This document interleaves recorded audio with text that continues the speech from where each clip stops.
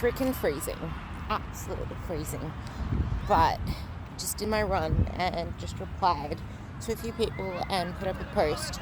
So there's a few things I actually really want to talk about.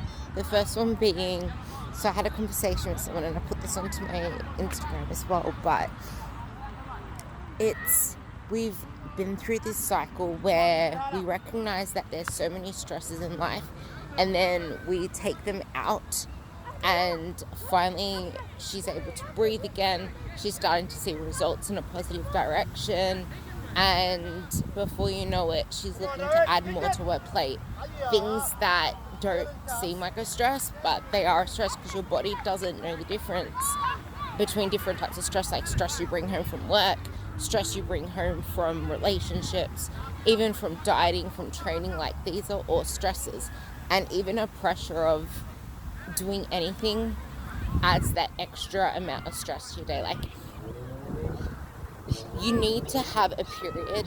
You can't just go hard all the time. Like, you really need a period of rest and restoration, and a period of just maintenance of just being you and look to the other aspects of life. Because the thing is, you can have like this end goal and get there and still not be happy with your life. It will still feel like something's missing or it's incomplete, because on the way there you neglected all the other aspects around you. This is what I talk about in pretty much every single podcast that I do, because it is that important, and it comes up so much in life, especially as females, because we were brought up as a person that looks after, like, the cook for the house, the person for this house, like the person to look after this and this and this, and they always call upon you, and then your kids always call upon you as well. Like, that's the way that we were brought up. Because, like, go back a few generations, or even just 1-2 generations, and